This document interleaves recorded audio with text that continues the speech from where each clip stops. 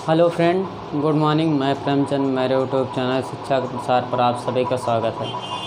दोस्तों, आज हम लोग टॉपिक पढ़ेंगे स्केलर गुणनफल के क्रम विनिमय नियम। स्केलर गुणनफल के क्रम विनिमय नियम के अंतर्गत कुछ और ऐसे नियम आते हैं जिनका हम लोग क्या करेंगे, अध्ययन करेंगे और उसके बाद कुछ सवालों पर क्या करेंगे, डिस्कस करेंगे विस्तार रूप से दोस्तों। ओके, तो जैसा कि यदि यहाँ पर स्केलर गुणनफल के क्रम विनिमय देखा जाए तो यहाँ पर ये ध्यान देना है आपको, स्केलर गुणनफल का क्रम विनिमय,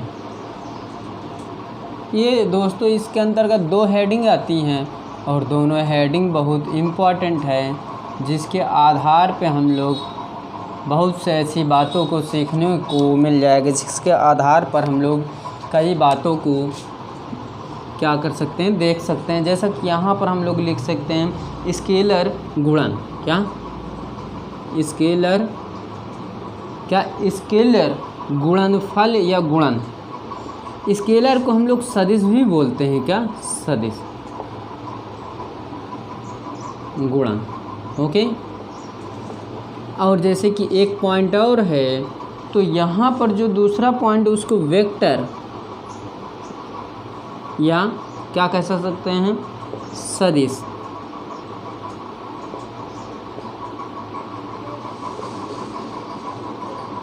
गुणन। ओके, ये जो दो पॉइंट है दोस्तों, इसका बहुत ही महत्व होता है, इसका बहुत ही महत्व होता है। तो यहाँ पर हम लोग ये कह सकते हैं दो वेक्टर, यहाँ पर ये जो पहली पॉइंट है इसके अंतर्गत हम लोग दे सकते हैं दो वेक्टरों के, दो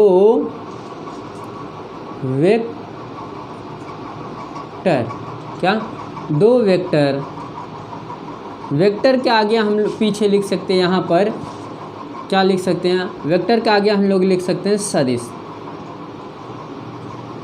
दो वेक्टरों के गुणन से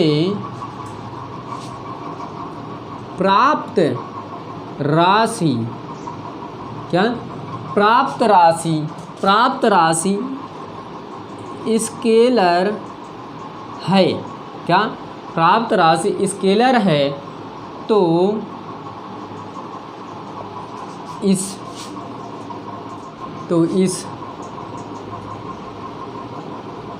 गुणन को स्केलर गुणन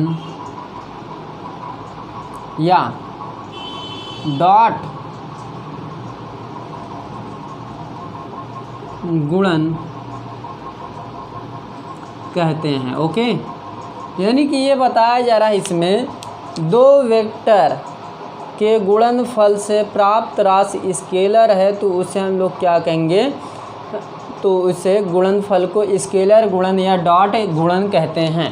यदि यहीं पर इसकी बात की जाए, इस बिंदु की बात की जाए दोस्तों, तो ये बहुत ही इम्पोर्टेंट है। तो यहाँ पर देखिएगा, यहाँ पर भी होगा दो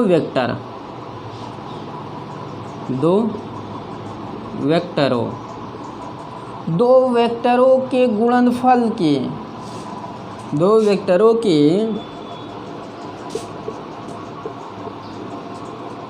गुणन से प्राप्त राशि, प्राप्त राशि वेक्टर है। तो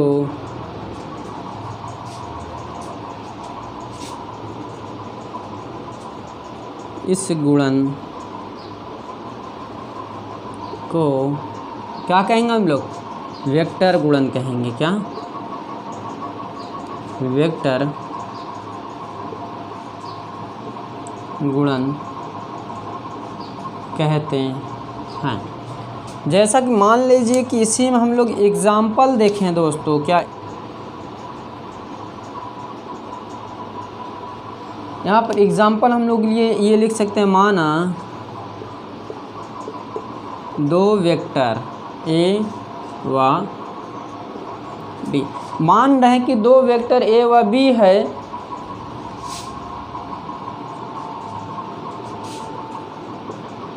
तो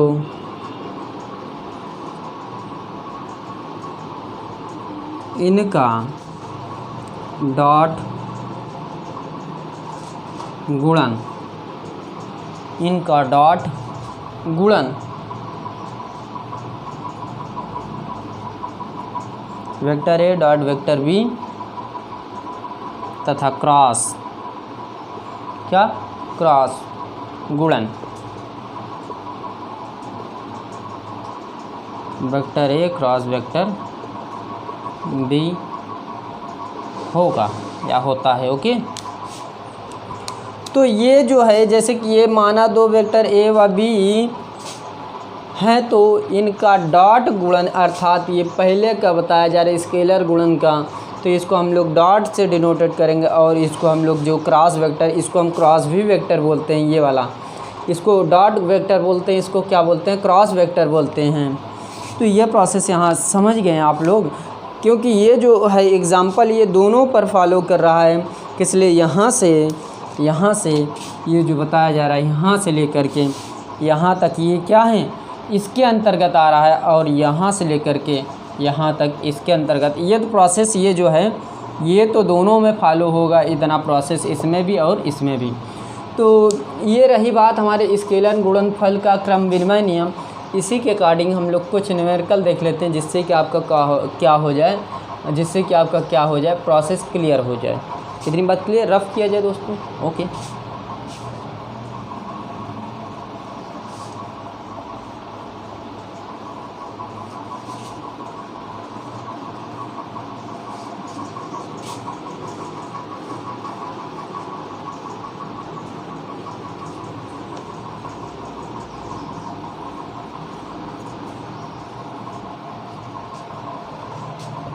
तो यहाँ पर प्रश्न है दोस्तों, बहुत ही इम्पोर्टेंट प्रश्न है। जैसा कि मान लीजिए कि यहाँ पर इस प्रकार का प्रश्न कह दिया जाए, देखिए, यदि दो vector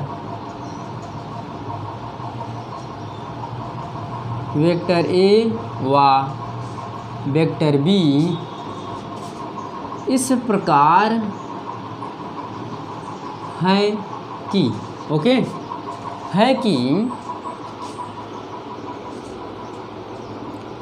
vector A plus vector B mod में बराबर, क्या, vector A plus vector B mod में लिखा जाए, क्या, मॉड में, vector A minus vector B mod में। ओके,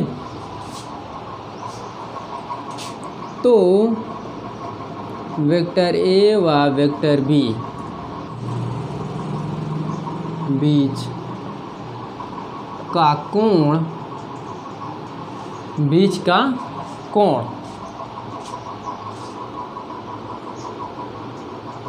ज्ञात कीजिए। ओके, बीच का कोण ज्ञात कीजिए, अर्थात वेक्टर ए व वेक्टर बी, वेक्टर ए व बी परस्पर क्या है, लंबवत हैं, परस्पर लंबवत हैं। ओके, तो यहाँ पर देखने की कोशिश करिए, जो प्रश्न बताया जा रहा है बहुत ही सरल है। यहाँ ये बताया जा रहा है, यदि दो वेक्टर ए व वेक्टर बी इस प्रकार हैं कि mod vector A plus vector B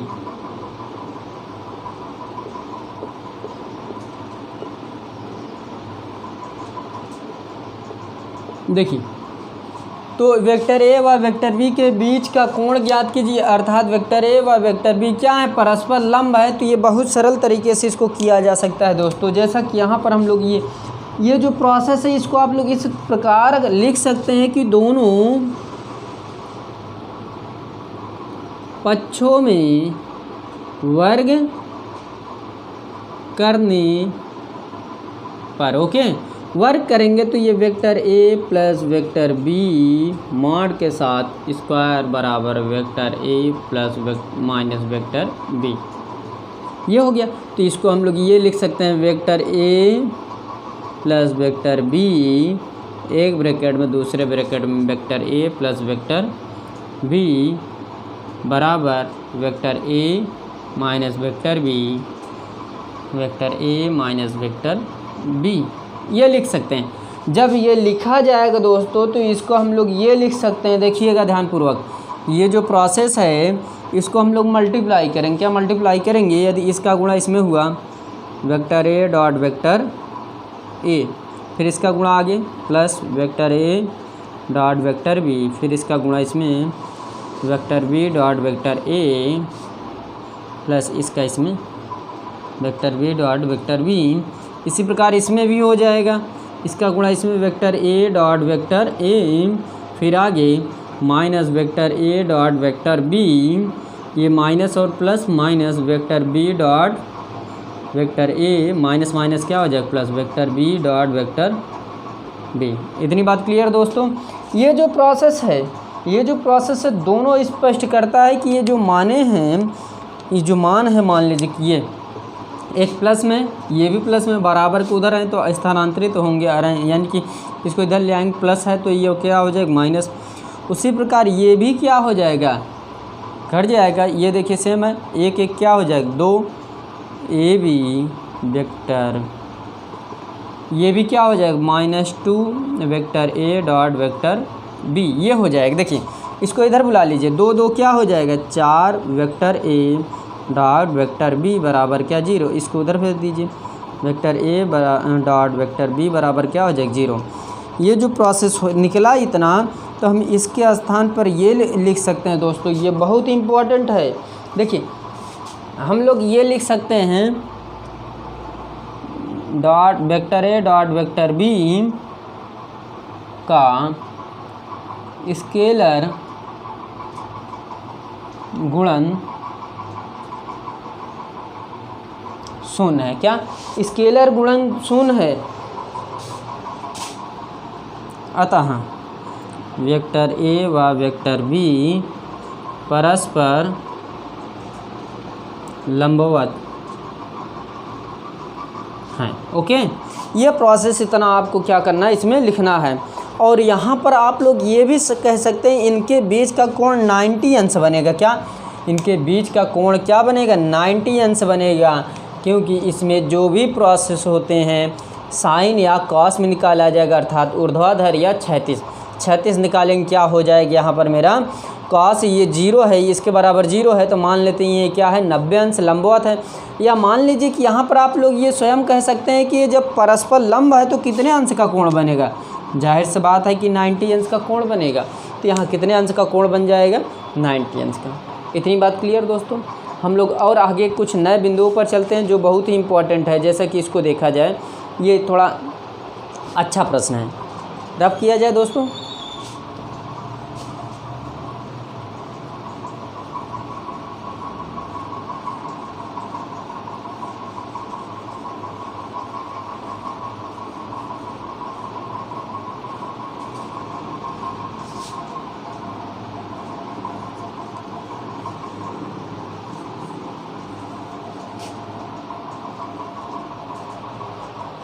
अब देखिए जैसे कि एक प्रश्न और देख लिया जाए जिससे कि ये क्या हो जाए, क्लियर हो जाए। तो यहाँ पर ये आप थोड़ा समझने की कोशिश करिएगा, क्योंकि ये प्रश्न बहुत ही इम्पोर्टेंट है। जैसा कि यहाँ पर आप लोग ये लिख सकते हैं, यदि 2 वेक्टर ए व वेक्टर बी इस प्रकार हैं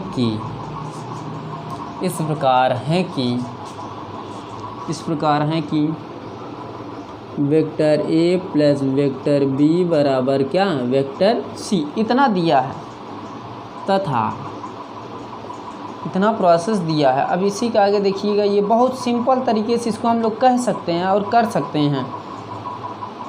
देखिएगा वेक्टर ए प्लस बी बराबर सी। ये जो है ए प्लस बी बराबर क्या, सी, सिद्ध कीजिए। क्या हमको सिद्ध करना है, क्या सिद्ध कीजिए जबकि वेक्टर ए व वेक्टर बी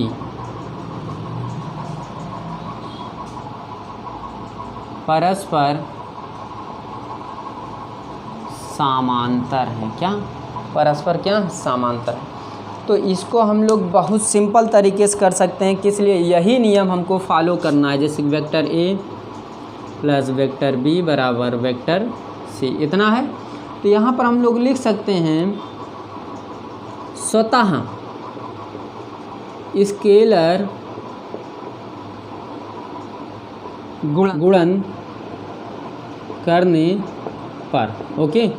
जब इसमें स्वतः स्केलर गुणन करेंगे तो दोस्तों vector A plus vector B, एक ब्रैकेट में दूसरे ब्रैकेट में वेक्टर ए डॉट रहेगा, वेक्टर बी बराबर vector C dot vector C. इतनी बात क्लियर। जब ये प्रोसेस जब कहीं भी फॉलो हो तो इसको जाहिर सी बात है, इसको मल्टीप्लाई सर्वप्रथम, यदि इस प्रकार की स्थिति उत्पन्न हो तो सर्वप्रथम हम लोग क्या करेंगे, मल्टीप्लाई करेंगे इसका गुणा इसमें vector A dot vector A, फिर इसका इसमें vector A dot vector B, फिर इसका इसमें vector B dot vector A, फिर इसका इसमें vector B dot vector B बराबर vector C dot vector C. इतनी बात क्लियर। ये जो प्रोसेस हो रहा है दोस्तों, जैसा कि ये प्रोसेस हो रहा है दोस्तों, तो इसको हम लोग कह सकते हैं vector A dot vector A, ये एक एक क्या हो जाएगा, दो हो जाएगा, अर्थात two vector A dot vector B plus vector B dot vector B बराबर vector C dot vector C. ये हम लोग कह सकते हैं, इतना लिख सकते हैं, इतना क्या कर सकते हैं, लिख सकते हैं। लेकिन ये आपको जानना है कि वेक्टर ए क्या, vector A dot vector B बराबर होता है वेक्टर बी डॉट वेक्टर ए।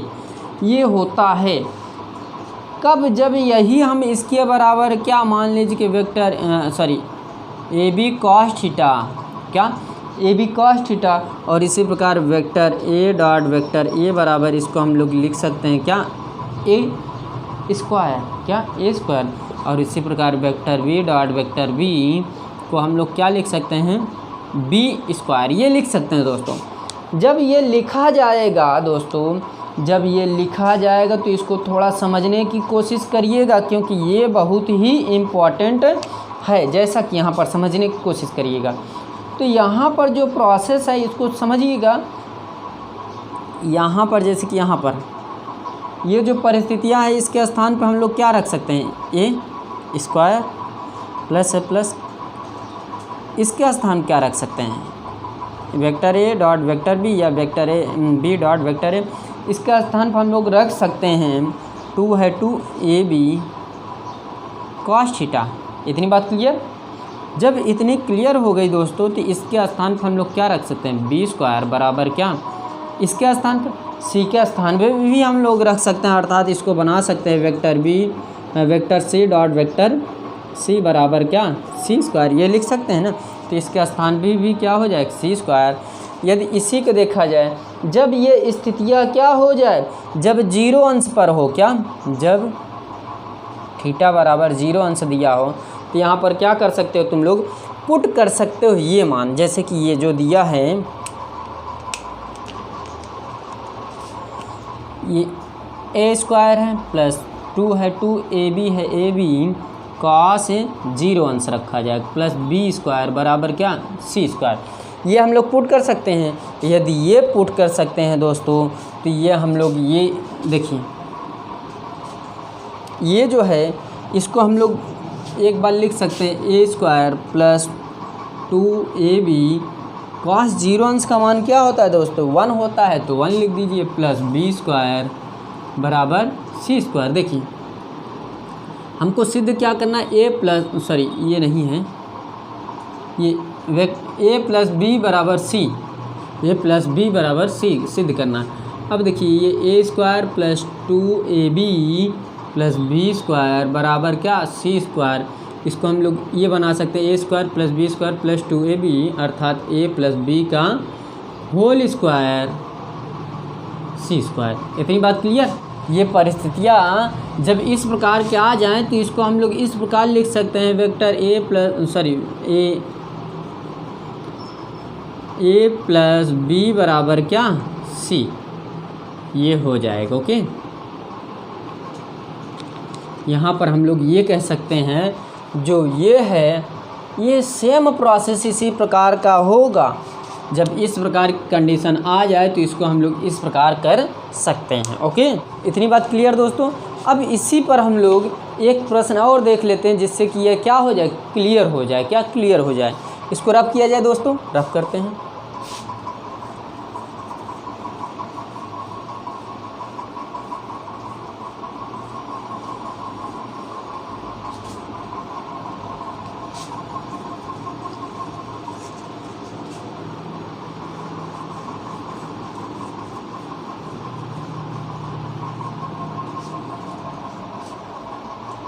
अब देखिए यहीं पर एक प्रश्न और देख लेते हैं। देखिएगा,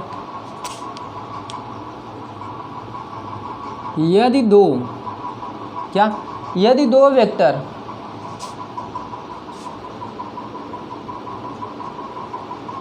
a व वेक्टर b का योग तथा अंतर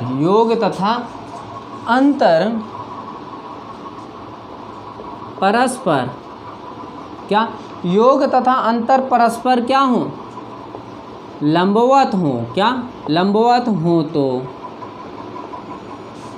योग तथा अंतर परस्पर क्या हो, लंबवत हो तो सिद्ध कीजिए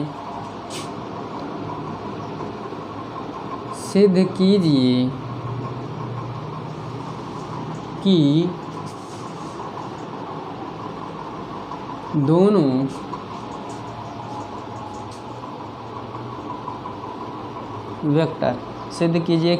वेक्टर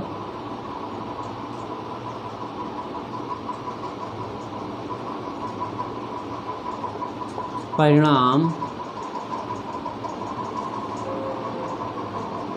बराबर होगा।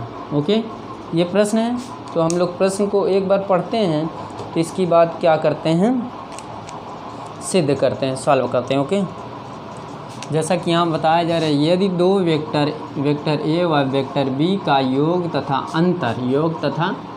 अंतर परस्पर लंबवत हो तो सिद्ध कीजिए कि दोनों वेक्टरों का परिणाम बराबर होगा। तो ये आप ये देखिए, एक बार अंतर पहली बार क्या योग, दूसरी बार अंतर का परस्पर क्या होना चाहिए, लंबवत होना चाहिए, और दोनों वेक्टरों का परिणाम भी क्या होना चाहिए, बराबर होना चाहिए। दोनों वेक्टरों का क्या होना चाहिए, परिणाम भी बराबर होना चाहिए। ये सिद्ध करना है।